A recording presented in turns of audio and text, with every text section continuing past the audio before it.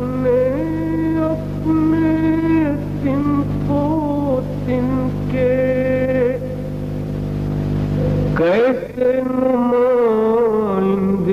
نکلے، کرب و بلا کے تپتے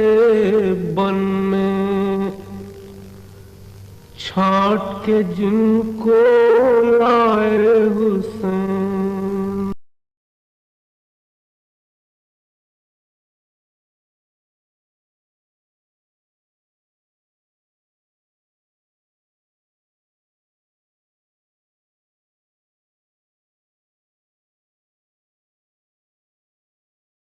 کی یہ درخواستیں خطوط کی صورت میں بھیجی امام حسین علیہ السلام کے پاس۔ اس وقت امام کا قیام مکے میں تھا۔ ان خطوط کے جواب میں امام حسین علیہ السلام نے اپنے چچازاد بھائی حضرت مسلم بن عقیل کو کوفہ اپنا سفیر بنا کر بھیجا اور کوفے والوں کو یہ خط لکھا کہ میں اپنے معتمد اور اپنے اہل بیت میں سے ایک قریب ترین فرد کو تمہاری طرف بھیج رہا ہوں، یہ تمہارے حالات کا جائزہ لے کر مجھے اس سے مطلع کریں گے۔ حضرت مسلم کی روانگی سے پہلے آپ نے 2 قاصدوں کو جو کوفہ سے آئے تھے انہیں واپس کوفہ بھیجا۔ ایک ان میں سے ہانی ابن ہانی تھے اور دوسرے سعید ابن عبداللہ حنفی تھے۔ ان دونوں کو جو پیغام دے کر بھیجا وہ پیغام انہوں نے اہل کوفہ کو جا کر سنایا کہ امام نے فرمایا ہے کہ میں اپنے بھائی مسلم ابن عقیل، اپنے معتمد مسلم ابن عقیل کو تم لوگوں کے پاس بھیج رہا ہوں، یہ مجھے تمہارے رویے اور تمہارے جذبوں کی صداقت سے آگاہ کریں گے۔ گویا حضرت مسلم کو شہر کوفہ جو بھیجا جا رہا ہے تو کسی اقتدار و اختیار کے لیے نہیں، سلطنت پر قبضہ کرنے کے لیے نہیں، بلکہ خالصتاً یہ معلوم کرنے کے لیے کہ اہل کوفہ اپنے دعووں میں کس حد تک سچے ہیں۔ جناب مسلم 12 ذیقعد کو مکے سے روانہ ہوئے، شہر مدینہ آئے، مسجد نبوی میں نماز پڑھی، روضہ رسول پر حاضری دی۔ آپ کے ساتھ آپ کے 2 کمسن بچے تھے، 2 رہبر تھے۔ راستے کی صعوبتوں میں عجیب بات ہے کہ جو رہنمائی کرنے آئے تھے وہ خود منزل تک نہ پہنچ سکے اور ایک جگہ پیاس کی شدت سے دونوں رہبر ہلاک ہو گئے۔ حضرت مسلم اپنے بچوں کے ساتھ شہر کوفہ پہنچے۔ کوفے میں جس وقت آپ داخل ہوئے تو غالباً دعوت دینے والے سلیمان ابن سرد خزائی اس وقت شہر کوفہ میں موجود نہیں تھے اور حضرت مسلم کو مختار ثقفی کے گھر پر قیام کرنا پڑا۔ جب لوگوں کو معلوم ہوا کہ حضرت مسلم آ گئے ہیں تو مختار ثقفی کے گھر آ کر لوگوں نے اپنی وفاداریوں پر یقین دلایا۔ بالخصوص پہلے دن 3 ہستیاں جناب حبیب ابن مظاہر، عابس ابن ابی شبیب شاکری اور سعید ابن عبداللہ حنفی وہ 3 افراد تھے کہ جنہوں نے آ کر حضرت مسلم کو نصرت و حمایت کا یقین دلایا۔ اور یہ تاریخ کا ایک حیرت انگیز اور انتہائی زیادہ توجہ دلانے والا مرحلہ ہے کہ جب ہم تینوں افراد کو اپنے اس وعدے کو میدان کربلا میں شہادت کے انداز میں پورا کرتے ہوئے دیکھتے ہیں۔ حضرت مسلم جب شہر کوفہ میں آئے تو باوجود اس کے کہ پورا کوفہ آپ کے ہاتھ پر بیعت کر رہا تھا، تاریخیں کہتی ہیں کہ تقریباً 18,000 افراد نے حضرت مسلم کے ہاتھ پر بیعت کی، لیکن حضرت مسلم نے اس وقت کوفے کے نظم و نسق میں کسی قسم کا خلل ڈالنے کی کوئی کوشش نہیں کی۔ کوفے کا گورنر نعمان ابن بشیر تھا۔ اس نعمان ابن بشیر کی گورنری میں کسی قسم کی رکاوٹ نہیں ڈالی گئی۔ لوگ آ کر حضرت مسلم کے ہاتھ پر بیعت کرتے تھے، لیکن آپ نے کبھی بھی دارالامارہ تک پہنچنے یا اس پر قبضہ کرنے کی کوئی کوشش نہیں کی۔ یہاں تک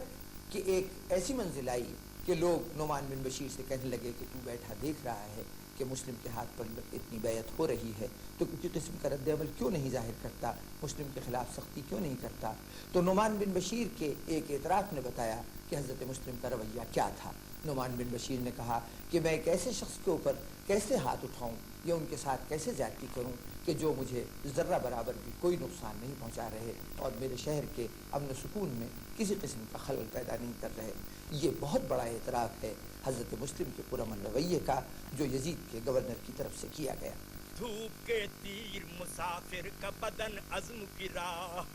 راہ کی ریت پہ شولوں کا خیال جاگا، رخ پہ معصوم ضیا سر پہ قیادت کی کلاه، رخ پہ معصوم ضیا سر پہ قیادت کی کلاه، خنجر و تار سے وابستگی منزل پہ نگاہ، ایسی صورت جو کوئی دل میں اتر جاتی ہے، مجھ کو انسان کی معراج نظر آتی ہے۔ ادھر جب نعمان بن بشیر کی طرف سے حضرت مسلم کے معاملات میں مداخلت نہ کرنے کا رویہ جاری رہا تو اب کوفے میں یزید کے حامیوں نے یزید کو اطلاع دی اور یہاں کے حالات سے باخبر کیا۔ یزید نے اپنے باپ کے عہد کے ایک عیسائی غلام سرجون ابن منصور سے مشورہ کیا اور اس کے مشورے کے تحت بصرے کے گورنر ابن زیاد کو شہر کوفہ کا اضافی چارج دے کر فوراً کوفہ میں پہنچنے اور حضرت مسلم کے معاملات کو سنبھالنے کی ہدایت کی۔ ابن زیاد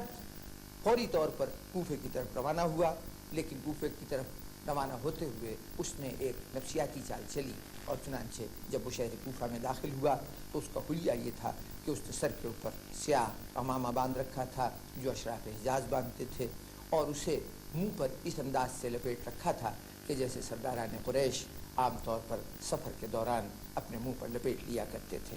اور اس کے پیچھے غلاموں کا سپاہیوں کا ایک دستہ تھا جو بڑے تسک و احتشام سے اس کو شہر کوفہ میں لے کر داخل ہو رہا تھا۔ اتفاق سے جو کوفے والوں کے ذہن میں تھا وہ فقط ایک بات تھی کہ اب امام حسین آج یا کل میں اس شہر میں وارد ہونے والے ہیں۔ جب ایک قافلے کو اس شان سے آتے دیکھا تو کوفے والے لازمی سی بات تھی کہ وہ یہی سمجھ سکتے تھے اور یہی سمجھے کہ امام حسین علیہ السلام شہر کوفہ آ گئے ہیں۔ چنانچہ پورا کوفہ آپ کے استقبال کے خیال سے گھروں سے باہر نکل آیا اور ابن زیاد کے سامنے آ کر یبن رسول اللہ لبیک لبیک کہہ کر اور آپ کے نام لے لے کر سلام اور درود پڑھتا ہوا ساتھ چلا۔ ابن زیاد خاموشی سے سارا منظر دیکھتا رہا اور لوگوں کے چہرے پہچانتا رہا۔ ظاہر ہے کہ اس مرحلے پر خاص طور پر جو لوگ ابن الوقت تھے انہوں نے پوری کوشش کی ہوگی یہ سمجھتے ہوئے کہ آنے والا امام حسین کی شخصیت ہے، یہ کوشش کی ہوگی کہ یہ ہمیں اپنے وفاداروں میں شمار کر لیں اور آج دیکھ لیں کہ ہم ان کا کیسے استقبال کر رہے ہیں۔ حسین علیہ السلام نے جو راستہ اختیار کیا ہے اس میں ایک بات یہ ہے کہ حالات کے نامساعد ہونے کو بہانے کے طور پر استعمال نہ کیا جائے بلکہ اسے بدلنے کی کوشش کی جائے، چاہے اس میں کس قدر دقتیں ہی سامنے کیوں نہ ہو۔ اور تاریخ مجھے بتاتی ہے کہ حسین علیہ السلام نے جو راستہ اختیار کیا ہے اور حالات کو بدلنے کی کوشش کی اس میں وہ کامیاب ہوئے ہیں۔ لبرز الذين كتب عليهم القتل إلى مضاجعهم۔ ابن زیاد نے ایک دوسرا کام کیا کہ جب اپنے دارالعمارہ میں پہنچا تو خاص طور پر ہدایت کی، ہر محلے میں اس زمانے میں ایک مختار مقرر ہوا کرتا تھا، جتنے محلے تھے ان سب کے مختاروں کو ہدایت کی کہ وہ اپنے اپنے محلوں کی مردم شماری کریں، اگر کوئی اجنبی آدمی یا کوئی پردیسی آدمی ان کے محلے میں پایا جائے تو اس کو دارالعمارہ میں ابن زیاد کے سامنے پیش کریں، اور اگر ان کے ہاں اس نوعیت کا کوئی آدمی نہیں پایا جاتا تو وہ اس بات کا تحریری اعتراف کریں یا اس بات کی یقین دہانی کرائیں کہ ان کے ہاں کوئی شخص یزید یا ابن زیاد کی مخالفت نہیں کرے گا، اور اگر مخالفت کرے گا تو اس کے نتیجے میں مختار محلہ گرفتار کر لیا جائے گا، اس کے اہل و عیال کو بھی سزا دی جائے گی، مختار کو اسی محلے کے اندر اس کے گھر کے سامنے پھانسی دے دی جائے گی، اور جو لوگ اس جرم میں یعنی ابن زیاد کو اطلاع نہ دینے کے جرم میں ملوث پائے گئے ان کے گھرانے میں دوبارہ یہ عہدہ کسی کے سپرد نہیں کیا جائے گا۔ اب ظاہر ہے کہ یہ وہ چالیں تھیں کہ جس کی وجہ سے فوری طور پر پورے شہر کوفہ کے سوچنے اور سمجھنے کا انداز بدل گیا، ایک خوف، ایک دہشت اور اپنی جان کے ختم ہو جانے کا اندیشہ ہر شخص کے سر پر منڈلانے لگا۔ ان حالات میں حضرت مسلم ابن عقیل جو مختار سقفی کے گھر پر ٹھہرے ہوئے تھے اگر وہاں پر ٹھہرے رہتے تو پورا شہر کوفہ جانتا تھا کہ مسلم کا قیام کہاں ہے، چنانچہ آپ نے خاموشی سے اس گھر کو چھوڑا اور بنو مزہج اور بنو مراد کے سردار ہانی ابن عروہ کے گھر میں جا کر آپ نے قیام کیا۔ جب حضرت مسلم ہانی ابن عروہ کے گھر میں قیام فرما رہے تھے تو اب ابن زیاد اس شہر کے اندر مزید زیادہ اپنے ہاتھوں کو سخت کرتا جا رہا تھا، گرفت کو مضبوط کرتا جا رہا تھا۔ اب اسے تلاش ہوئی کہ حضرت مسلم کو پکڑا جائے اور انہیں گرفتار کر کے قید خانے میں ڈالا جائے یا ان کو شہید کیا جائے۔ اہل کوفہ کے کردار کے متعلق ایک بڑا جامع تبصرہ فرزدق شاعر نے کیا تھا۔ جس وقت کہ امام حسین علیہ السلام مکے سے تشریف لے جا رہے تھے تو فرزدق حج کے لیے مکے کی طرف جا رہا تھا۔ راستے میں ملاقات ہوئی اس سے، تو امام نے اس سے پوچھا کوفے کے بارے میں، کوفے کے لوگوں کے بارے میں، تو اس نے ایک بہت بلیغ جملہ کہا، اور وہ جملہ تمام تاریخ کے اوپر حاوی ہے، اور وہ جملہ یہ تھا کہ اہل کوفہ کے دل آپ کے ساتھ ہیں، مگر ان کی تلواریں بنو امیہ کے ساتھ ہیں، اور فیصلہ اللہ کے ہاتھ میں ہے۔ تو صورت یہ ہوئی کہ اس محبت کے باوجود، اس تعلق کے باوجود جس کا وہ اظہار کر رہے تھے، ان کی تلواریں امام حسین کے خلاف استعمال ہوئیں۔ کربلا میں جو اکثریت فوج کی تھی یزید کی، وہ کوفی کی فوج تھی۔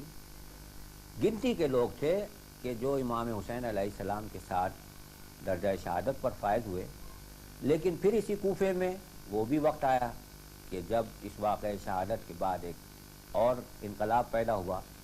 اور بنو امیہ کی حکومت کے خلاف ایک احتجاجی تحریک چلی۔ تو اس طرح کوفے کے لوگوں کا کردار کچھ اس طریقے سے ہمارے سامنے آتا ہے کہ تاریخ کے مختلف ادوار میں ان لوگوں کے ساتھ مختلف حکومتوں کے مختلف رویے رہے، اور ان کے دل بے شک اہل بیت کی طرف جھکتے رہے، لیکن ان کے کردار میں وہ استقامت اور وہ عزیمت اور وہ استحکام نہیں تھا کہ وہ اپنے عہد پر قائم رہتے، اپنے وعدے کو پورا کرتے، اپنے ان معاہدوں کو نبھانے کی کوشش کرتے کہ جو انہوں نے اللہ سے، اس کے رسول سے اور امام سے کیے تھے۔ اور یہی باتیں جناب زینب نے اپنے اس خطبے میں ارشاد فرمائیں کہ جب آپ کوفے میں تشریف لائی تھی اور اہل کوفہ سے آپ نے خطاب فرمایا تھا، تو انہوں نے کہا کہ تمہاری مثال اس عورت کی سی ہے کہ جو سوت کاٹتی ہے اور پھر اس کو توڑ دیتی ہے۔ یہ سورہ نحل کی ایک قرآن کی آیت تھی جس کے حوالے سے گفتگو کی گئی۔ مقصد یہ تھا کہ تمہارے کردار میں استحکام نہیں ہے، تمہارے قول پر اعتبار نہیں کیا جا سکتا، تمہارے وعدوں پر بھروسہ نہیں کیا جا سکتا، تم اپنے معاہدوں کا پاس کرنے والے لوگ نہیں ہو۔ آخر ابن زیاد کے غلام موقل نے حضرت مسلم کی پناہ گاہ کا سراغ لگا لیا، اور اس طرح ہانی ابن عروہ، جن کو ابن زیاد نے اپنے دربار میں طلب کیا تھا، تشدد کا نشانہ بنے۔ ان سے حضرت مسلم کو حوالے کرنے کے لیے کہا، لیکن ان کی حمیت، غیرت اور وفا نے اس بات کو گوارا نہیں کیا۔ نتیجتاً حضرت ہانی ابن عروہ کو قید خانے میں ڈال دیا گیا۔ جب حضرت مسلم کو اس صورتحال سے آگاہی ہوئی تو آپ ہانی کے گھر سے باہر نکل آئے، اور اب یہ ان کی غیرت کا سوال تھا کہ ان کا میزبان قید میں ہو تو وہ کس طرح سے اس صورتحال کو برداشت کر سکتے ہیں۔ آپ نے اسی محلے میں کھڑے ہو کر آواز دی کہ کون کون لوگ ہیں کہ جو ہانی کی رہائی کے لیے میرے مددگار بنے۔ ہانی کے قبیلے کے کئی افراد حضرت مسلم کے ساتھ شامل ہو گئے۔ جب لوگوں کو پتہ چلنا شروع ہوا کہ حضرت مسلم نے اعلان جنگ کر دیا ہے، ہرچند کہ اس اعلان جنگ کا پہلے سے نہ تو کوئی ارادہ تھا اور نہ کوئی قرارداد آپس میں طے ہوئی تھی، لیکن اس کے باوجود 4000 افراد جمع ہو گئے۔ اس سے پہلے ابن زیاد نے ایک سیاست یہ کی تھی کہ ہر قبیلے کے سردار کو دارالامارہ میں بلا کر اپنے ساتھ قیام کرنے پر مجبور کر دیا تھا، اور عرب کی اس وقت کی قبائلی سیاست میں سردار قبیلہ کے بغیر سپاہی اپنے طور پر قوت فیصلہ نہیں رکھتا کہ وہ جنگ کرے یا نہ کرے۔ چنانچہ جو 4000 افراد حضرت مسلم کے ساتھ جمع ہوئے تھے وہ سب اس شش و پنج میں تھے کہ پتہ نہیں ان کے اس عمل کو ان کے قبیلے والے اور ان کے قبیلے کے سربراہ پسند بھی کریں گے یا نہیں کریں گے۔ اس عالم میں حضرت مسلم اپنی فوج کو لیے ہوئے ابن زیاد کے دارالامارے کے سامنے پہنچ گئے اور دارالامارے کا محاصرہ کر لیا۔ ظہر کے وقت جنگ شروع ہوئی اور مغرب کے وقت تک جنگ جاری رہی، لیکن اس دوران صورتحال یہ ہوتی رہی کہ ابن زیاد نے جو سردار اس کے پاس مقیم تھے ان کو دیواروں کے اوپر بھیج کر اپنے قبیلے کے لوگوں کو بلانے کا حکم دیا انہوں نے اپنے قبیلے کے لوگوں کو بلا کر کہا کہ شام سے فوج حملہ کرنے والی ہے، اس لیے تمہارے لیے بہتری اسی میں ہے کہ تم لوگ اپنے گھروں کو واپس چلے جاؤ۔ جب یہ خبر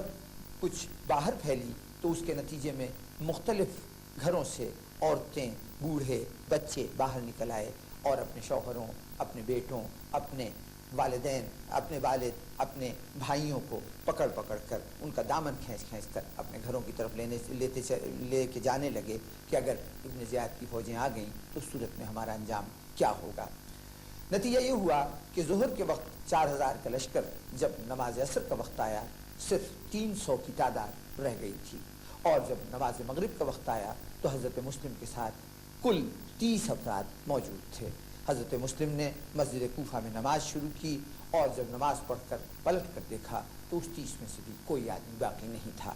اب حضرت مسلم کسی یاور و ناصر کے بغیر تنہا رہ گئے تھے۔ آپ نے بنو کندا کے محلے میں طوع نامی ایک عورت کے گھر میں ایک شب کے لیے قیام کیا۔ یہاں اس عورت کے بیٹے بلال نے، جو کبھی محمد ابن اشعث کے بیٹے عبد الرحمن ابن محمد ابن اشعث کا دوست رہ چکا تھا، اس سے جا کر صورتحال کہی۔ محمد ابن اشعث نے بیٹے سے ساری کیفیت سننے کے بعد ابن زیاد تک معاملہ پہنچایا۔ ابن زیاد نے 300 سواروں کے ساتھ محمد ابن اشعث کو بھیجا کہ جا کر مسلم ابن عقیل کو گرفتار کر لائے۔ ان لوگوں نے جا کر طوع کا گھر گھیر لیا۔ حضرت مسلم نے طوع کے گھر کی بے حرمتی کو ناپسند کرتے ہوئے اپنے آپ کو گھر سے باہر نکالا اور جنگ شروع ہو گئی۔ اس جنگ کے مرحلے میں حضرت مسلم نے کئی مرتبہ حملہ آور لشکر کو پسپا کیا، لیکن آپ کے اوپر کے لب بکر ابن حمران نامی شخص کی تلوار سے زخمی ہو گئے۔ اس عالم میں حضرت مسلم لڑتے جا رہے تھے تو اب اہل کوفہ نے ایک نیا حربہ استعمال کیا۔ محمد ابن اشعث کی فوج نے چھتوں پر چڑھ کر وہاں سے آگ اور پتھر حضرت مسلم پر پھینکنے شروع کیے۔ اس عالم میں ایک مرتبہ محمد ابن اشعث نے یہ پیشکش کی کہ مسلم اگر تم تلوار چلانا بند کر دو تو میں تمہیں امان دیتا ہوں۔ حضرت مسلم نے 2-3 مرتبہ یہ سوال کیا کہ کیا تو جو کچھ کہہ رہا ہے اس قول پہ عمل کرے گا؟ اس نے اپنے تمام سپاہیوں کی طرف سے قسم کھلوا کر اس بات کی شہادت دلوائی کہ ہاں تمہیں امان دی جائے گی۔ حضرت مسلم نے اس بات پر اپنی تلوار کو نیام میں رکھ لیا۔ اب چاروں طرف سے حضرت مسلم کو گھیر لیا گیا اور سب سے پہلے حضرت مسلم کی تلوار پر ہاتھ ڈال کر آپ کی تلوار کو نکال لیا گیا۔ حضرت مسلم نے اس بدعہدی کے بعد یہ یقین کر لیا کہ یہ لوگ اپنے کسی وعدے پہ قائم نہیں رہیں گے، تو آپ نے محمد ابن اشعث سے مخاطب ہو کر کہا کہ تو اپنے امان کے وعدے پر قائم نہیں رہا، لیکن اتنا ضرور کرنا کہ امام حسین علیہ السلام کو اطلاع دے دینا کہ کوفے کے حالات بدل گئے ہیں، وہ اگر ادھر تشریف لا رہے ہیں تو اب ان بدلے ہوئے حالات کی روشنی میں اپنا فیصلہ فرمائیں۔ محمد ابن اشعث حضرت مسلم کو گرفتار کر کے ابن زیاد کے دربار میں گیا۔ ابن زیاد نے اب ایک درست رویہ اختیار کیا۔ حضرت مسلم سے کہا کہ تم فتنہ و فساد پھیلانے کے لیے آئے تھے۔ جناب مسلم نے اس کو جو جواب دیا اس سے امام حسین علیہ السلام کا مقصد اور حضرت مسلم کے کوفے آنے کا مقصد انتہائی واضح الفاظ میں ظاہر ہوتا ہے۔ حضرت مسلم نے اپنے خطاب میں فرمایا، اس ملک والوں نے ظاہر کیا کہ تمہارے باپ نے ان کے نیک آدمیوں کو قتل کیا اور ان کے خون بہائے اور ان میں وہ افعال و اعمال رائج کیے جو کسریٰ اور قیصر کی سنت میں داخل تھے۔ تو ہم آئے اس لیے کہ ان کے اخلاق و عادات کی اصلاح کریں اور ان کو عدالت و انصاف اور تعلیمات قرآنی پر عمل پیرا ہونے کی دعوت دیں۔ حضرت مسلم جب یہ خطاب کر چکے تو اب جبر اور ظلم کے پاس سوائے تشدد کے اور کوئی حربہ نہیں ہوتا۔ چنانچہ ابن زیاد نے حضرت مسلم کو قتل کرنے کا حکم دیا۔ حضرت مسلم کو دارالامارہ کی چھت پر لے جایا گیا اور وہی بکر ابن حمران کہ جس نے اس سے پہلے آپ کے لب کو زخمی کیا تھا، اسی نے تلوار کی ایک بار سے آپ کا سر قلم کر دیا۔ سر لے کر ابن زیاد کے پاس آ گیا اور آپ کے دھڑ کو دارالامارہ کی دیوار سے شہر کی جانب باہر پھینک دیا گیا۔ وہ مشرقی پکار ہو یا واقعات کا تذکرہ کیا اس لیے کہ رمضان سن 60 ہجری سے لے کر ذی الحجہ سن 60 ہجری تک کوفے کا شہر ہی واقعات کا مرکز تھا۔ جس وقت حضرت مسلم کوفے میں قیام پذیر تھے اور انجام کار جب آپ کی وہاں شہادت ہو رہی تھی، اس وقت تک امام حسین علیہ السلام شہر مکہ میں مقیم تھے۔ مکے میں آنے والے حاجیوں میں اور مکے والوں میں عام تاثر یہی تھا کہ امام حسین علیہ السلام جنہوں نے اپنی زندگی میں 25 باقاعدہ حج کیے ہیں، اس سال کا حج بھی یہیں پر رہتے ہوئے ادا کریں گے اور اس سعادت میں شریک ہوں گے۔ لیکن اچانک 8 ذی الحجہ کو امام حسین علیہ السلام نے یہ فیصلہ کیا کہ وہ شہر مکہ کو چھوڑ کر چلے جائیں گے۔ یہ بات اتنی حیران کن تھی کہ اس کی وضاحت خود امام نے ضروری سمجھی، اور چنانچہ اپنی روانگی سے ایک شام پہلے آپ نے اپنے قیام گاہ پر مقیم لوگوں سے خطاب کیا اور انہیں اپنے خطبے میں اپنے ترک مکہ کی وجہ بتائی۔ آپ نے فرمایا، موت فرزند آدم کے گلے کا ہار ہے اور مجھے اپنے اسلاف کی ملاقات کا اشتیاق ہے، اتنا ہی جتنا یعقوب کو یوسف سے ملنے کا اشتیاق تھا، اور میرے لیے بہت اچھی ہے وہ جگہ جہاں میں قتل ہو کر گروں گا۔ میری نگاہیں گویا دیکھ رہی ہیں کہ میرے جوڑ اور بن کو صحرائی درندے جدا کر رہے ہیں۔ کوئی چارہ کار نہیں اس دن سے، خدا کی مرضی میں ہم اہل بیت کی مرضی ہے، ہم اللہ کے امتحان پر صبر کرتے ہیں اور صابروں کا اجر پاتے ہیں۔ رسول سے ان کے جسم کے ٹکڑے الگ نہیں ہو سکتے، تو جو شخص ہمارے ساتھ اپنی جان کی قربانی پر آمادہ ہو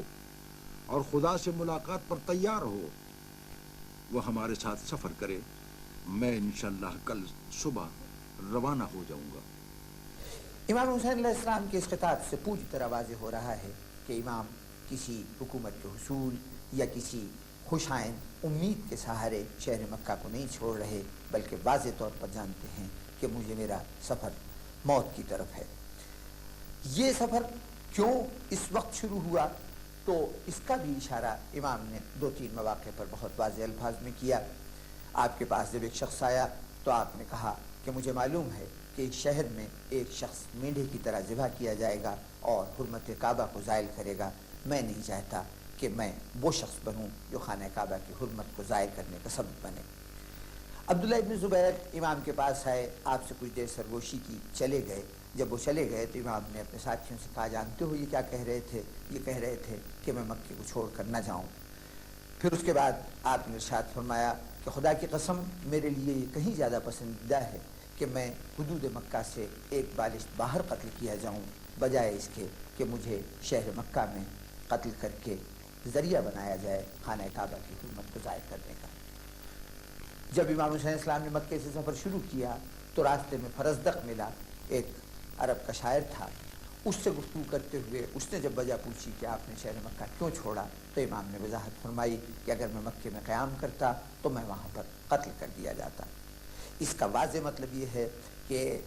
یزید کی طرف سے کچھ ایسا اہتمام کیا گیا تھا کہ جسے مورخوں نے تو محسوس نہیں کیا، اور ظاہر ہے کہ وہ محسوس بھی نہیں کر سکتے تھے۔ اگر کوئی خفیہ اہتمام امام حسین علیہ السلام کے قتل کا کیا جاتا تو اس کا عام لوگوں تک اس کی خبر کا پہنچنا ممکن نہیں تھا۔ لیکن امام حسین علیہ السلام چونکہ صاحب معاملہ تھے، انہی کے ساتھ یہ واقعات پیش آ رہے تھے، اس لیے آپ کو ان واقعات سے آگاہی حاصل ہو گئی، اور آپ کو یہ واضح طور پر نظر آنے لگا کہ آپ کو دوران حج کسی بھی مرحلے پر کسی بھی مقام پر شہید کیا جا سکتا ہے۔ تو گویا اب مسئلہ موت سے ڈرنے یا موت سے بچنے کا نہیں رہ گیا تھا، اب شہادت بالکل سامنے کھڑی ہوئی حسین کو آواز دے رہی تھی۔ بات صرف اتنی تھی کہ حسین کو یہ فیصلہ کرنا تھا کہ ان کی شہادت کے لیے قتل گاہ کون سی جگہ ہو، وہ قتل گاہ خانہ خدا ہو یا کوئی ایسی جگہ جہاں شہادت اپنے ساتھ ساتھ مقصد شہادت کی تکمیل کا بھی ذریعہ بن سکے۔ جس وقت کہ جناب مکے کے اندر تھے تو اس وقت بھی آپ کو معلوم ہوا تھا کہ کچھ لوگ جو ہیں تو وہ اس لیے کہ اس زمانے تک یہ بات چل گئی تھی پوشیدہ ڈیگر مار کے اور ختم کرنے کے لوگوں کی، کہ کچھ لوگ خاص حج کے موقع کے اوپر اس طرح سے آئیں، تو امام حسین علیہ السلام نے یہ بات مناسب نہیں سمجھی کہ کعبے کی بے حرمتی اس طریقے سے ہو کہ اس میں رسول کا نواسہ جو ہے تو وہ شہید کیا جائے۔ چنانچہ وہاں آپ نے جو کربلا کا مقام مقرر کیا وہ تھا کہ جو مقرر تھا، اور وہاں جا کے آپ نے اپنا وعدہ پورا کیا۔ آب حیات ڈھونڈنے والے ادھر تو آئیں، جام شعور سے میں وحدت پیے پلائیں، ذوق نظر کو آئینہ کربلا دکھائیں، ذوق نظر کو آئینہ کربلا دکھائیں، قربان جس پہ خضر اسے رہنما بنائیں، قربان جس پہ خضر اسے رہنما بنائیں، خون رسول مہر ہے پختہ یقین پر، انسان آسماں کی طرح ہے زمین پر۔ امام حسین علیہ السلام 8 ذی الحج منگل کا دن اس شہر سے یعنی شہر مکہ سے روانہ ہوئے اور اب جانب عراق چلنا شروع کیا۔ امام حسین علیہ السلام 8 ذی الحج کو شہر مکہ سے روانہ ہوئے۔ راستے میں صفا کی منزل آئی جہاں امام نے قیام تو نہیں فرمایا، لیکن یہاں فرزدق ابن غالب عرب کا نامور شاعر امام سے ملنے کے لیے آیا اور اس نے آ کے اہل کوفہ کے احوال سے امام کو باخبر کیا۔ امام صفا سے آگے بڑھے، منزل تنیم پر پہنچے۔ یہاں عبداللہ ابن جعفر اپنے 2 فرزندوں اون و محمد کے ساتھ خدمت امام میں آئے اور اپنے دونوں بیٹوں کو ہدایت کی کہ امام جہاں بھی تشریف لے جائیں تم ساتھ رہنا، اور جہاں ضرورت پڑے اگر ضرورت پڑے تو تم جان دینے سے گریز نہ کرنا۔ تنیم کی منزل سے امام ذات عراق کی منزل پر آئے اور یہ وہ پہلی منزل ہے کہ جہاں پہنچ کر امام حسین علیہ السلام نے باقاعدہ قیام فرمایا۔ ذات عراق سے آگے بڑھے اور امام حاجر کی منزل پہ پہنچے۔ حاجر بیت الرما کی وادی کا ایک مقام تھا، یہاں سے آپ نے قیس ابن مسر سیداوی کو اپنا قاصد بنا کر اہل کوفہ کی جانب بھیجا تاکہ وہ امام کی آمد سے ان کو باخبر کریں۔ حاجر سے آگے بڑھ کر امام زرود کی منزل پر پہنچے۔ زرود کی منزل پر کا اہم واقعہ یہ ہے کہ یہاں امام حسین علیہ السلام نے زہیر ابن قین سے ملاقات کی۔ زہیر ابن قین امام کے ساتھ ساتھ سفر کر رہے تھے، لیکن ان کا قافلہ الگ تھا اور امام کا قافلہ الگ تھا۔ اس منزل پر جب امام سے زہیر ابن قین کی ملاقات ہوئی تو اس ملاقات کا تاثر زہیر نے یہ قبول کیا کہ اپنے اہل قافلہ کو ترک کیا اور یہ اعلان کیا کہ میرے اہل شہر کو بتا دینا کہ میں اب موت کے راستے پر جا رہا ہوں اور انشاءاللہ شہادت کی سعادت حاصل کر کے کامیاب ہوں گا۔ جب زرود سے قافلہ آگے بڑھا اور منزل سالبیہ پر پہنچا تو یہاں 2 اسدی امام حسین علیہ السلام کی بارگاہ میں حاضر ہوئے اور انہوں نے آ کے بتایا کہ ابھی ہمیں کوفے سے آتے ہوئے ایک فرد سے ملاقات کا موقع ملا ہے اور اس نے یہ بتایا ہے کہ حضرت مسلم ابن عقیل اور حضرت حانی ابن عروہ شہر کوفہ میں شہید ہو چکے ہیں۔ سالبیہ کی منزل سے امام آگے بڑھے اور منزل زبالہ پہ پہنچے۔ منزل زبالہ پر باقاعدہ امام حسین علیہ السلام نے اپنے گروہ کو جمع کیا اور ان کے سامنے سرکاری اعلان کے طور پر اس بات کی اطلاع فراہم کی کہ حضرت مسلم ابن عقیل مارے گئے ہیں اور اب ہم جس منزل کی طرف بڑھ رہے ہیں وہاں تخت و تاج نہیں، مال و دولت نہیں، بلکہ وہاں شہادت کی منزل ہے، تو اس لیے جو حضرات ساتھ چھوڑنا چاہیں ساتھ چھوڑ دیں۔ اب تک جاہ و حکومت اور منصب و تخت و تاج کے شوق میں جو لوگ امام کے ساتھ شامل ہوئے تھے وہ یہاں پر امام کا ساتھ چھوڑ گئے اور زبالہ کی منزل سے صحیح معنوں میں کاروان امام حسین نے اپنی صحیح صورت اور صحیح شکل اختیار کی۔ زبالہ کی منزل سے امام حسین علیہ السلام بطن عقیق پہنچے، یہاں بھی امام نے قیام فرمایا۔ بطن عقیق سے سرات کی منزل آئی، سرات سے جب منزل شراف پر پہنچے تو یہاں امام حسین علیہ السلام نے خصوصیت سے اپنے تمام ساتھیوں کو حکم دیا کہ وہ جتنا زیادہ پانی اپنے ساتھ لے سکتے ہیں وہ اپنے مشکیزوں میں بھر لیں۔ ساتھیوں نے پانی بھرا۔ اسی منزل کا ایک واقعہ یہ بھی ہے کہ یہیں پر امام حسین علیہ السلام نے ماہ محرم کا چاند دیکھا۔ شراف سے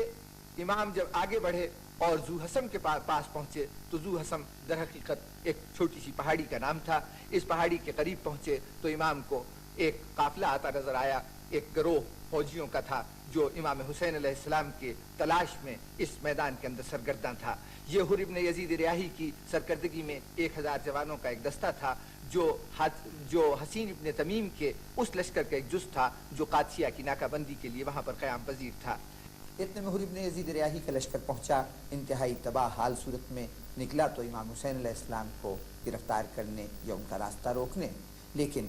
اس اسنا میں چونکہ ایک طویل سفر طے کر کے آیا تھا، پورے لشکر کا پیاس سے برا عالم تھا، 1000 افراد پیاس سے جاں بلب تھے۔ امام نے تمام اور مسائل کو پس پش ڈالتے ہوئے فوری طور پر اصحاب کو حکم دیا کہ تمام سپاہیوں کو اور ان تمام جانوروں کو جو اس لشکر کے اندر موجود ہیں فوری طور پر پانی پلایا جائے۔ چنانچہ سب کی پیاس بجھائی گئی۔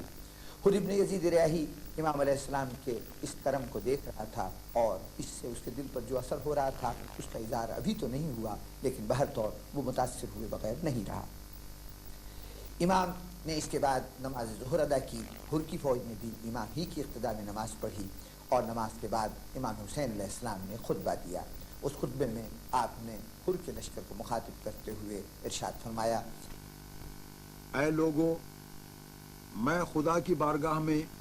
اور تمہارے سامنے اپنی صفائی پیش کرتا ہوں. میں تمہاری طرف اس وقت تک نہیں آیا جب تک تمہارے خطوط میرے پاس نہیں گئے کہ آپ ہماری طرف آئیے. ہمارا کوئی امام نہیں ہے، شاید خدا آپ کے ذریعے ہمیں ہدایت پر جمع کر دے. اب اگر تم اپنی بات پر قائم ہو تو میں آ ہی گیا ہوں، اپنے ارادہ پر قائم ہوں. اور اگر تم میرے آنے سے ناراض ہو تو میں واپس چلا جاؤں گا وہیں جہاں سے آیا ہوں. امام علیہ السلام کے اس خطاب کا حر ابن یزید ریاحی نے نہ تو خود کوئی جواب دیا اور نہ اس کے لشکر کی طرف سے کوئی جواب ملا. امام اپنے انصار کو لے کر اپنے خیموں کی طرف پلٹ آئے اور حر کے سپاہی بھی اپنی سواریوں سے اتر تو پہلے ہی چکے تھے. اب سواریوں کو بٹھا کر اس کی آڑ میں دوپہر کا وقت گزارنے لگے، حتیٰ کہ وقت عصر آیا اور پھر یہاں پر نماز جماعت کی صورت میں ادا کی گئی اور امام ہی نے اس نماز کی جماعت کروائی. نماز سے فارغ ہو کر اب امام نے حر کے لشکر کو ایک مرتبہ پھر خطاب کیا اور اب امام نے اپنے خطاب میں ارشاد فرمایا: اگر تقوی اختیار کرو اور حقدار کا حق پہچانو تو خدا کی رضامندی حاصل کرو گے. حقیقتاً ہم اہل بیت امت کی فرمانبرائی کے ان لوگوں سے زیادہ مستحق ہیں جو آج اس منصب کے غلط دعوے دار ہیں اور مسلمانوں پر ستم ڈھائے جا رہے ہیں. لیکن اگر تم ہم کو ناپسند کرتے ہو اور ہمارے حق کا اقرار نہیں کرتے اور اس رائے کے خلاف ہو چکے ہو جو تمہارے خطوط اور قاصدوں کے بیانات سے ظاہر ہو ہی رہے ہیں، تو میں واپس چلا جاؤں گا.